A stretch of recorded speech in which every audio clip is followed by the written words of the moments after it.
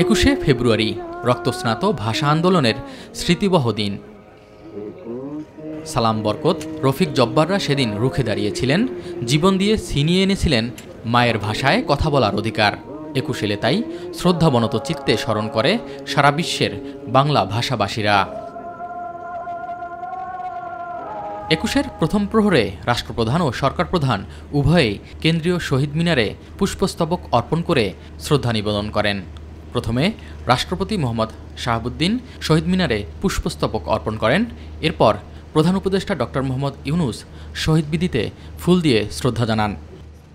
ভাষাবীরদের স্মৃতির প্রতি গভীর শ্রদ্ধা জানিয়ে কিছুক্ষণ নীরবে দাঁড়িয়ে থাকেন।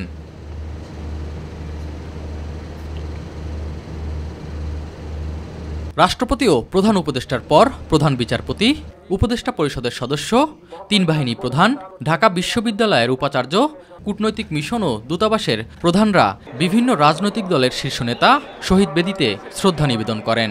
আমাদের 52 থেকে 71 হয়ে 24 এই যে পরম্পরা, স্বাধিকার আন্দোলন এবং জাতির প্রয়োজনে আমরা যে ঐক্যবদ্ধ হয়ে একসাথে দাঁড়াতে পারি, বারবার ঐতিহাসিকভাবে বাঙালি জাতি তা প্রমাণ করেছে।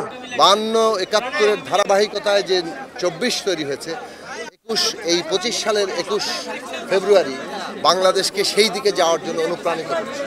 আশা করি এবারের ছাত্র তরুণরা 1952, 71 এবং 90-এর গণ আন্দোলন সহ এই গণতান্ত্রিক আন্দোলন সংগ্রামের যে আকাঙ্ক্ষা, সেই আকাঙ্ক্ষার আলোকে আগামীর বাংলাদেশ গড়ে তুলবে।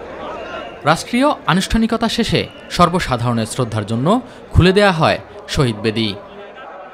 21 মানে মাথা নত না করা, 21 মানে অদম্য শক্তিতে পরাধীনতার শেকড় উপড়ে ফেলা। শুধু বাংলাদেশ নয়, পুরো বিশ্বের বুকে মাথা উঁচু করে দাঁড়িয়ে আছে ভাষা শহীদদের এই স্মৃতিস্তম্ভ, যাদের রক্তের বিনিময়ে আমরা বাংলা ভাষা পেয়েছি বর্ণমালা। সেসব ভাষা শহীদদের প্রতি বিনম্র শ্রদ্ধা। এস এম আরিফ, মাই টিভি, কেন্দ্রীয় শহীদ মিনার, ঢাকা।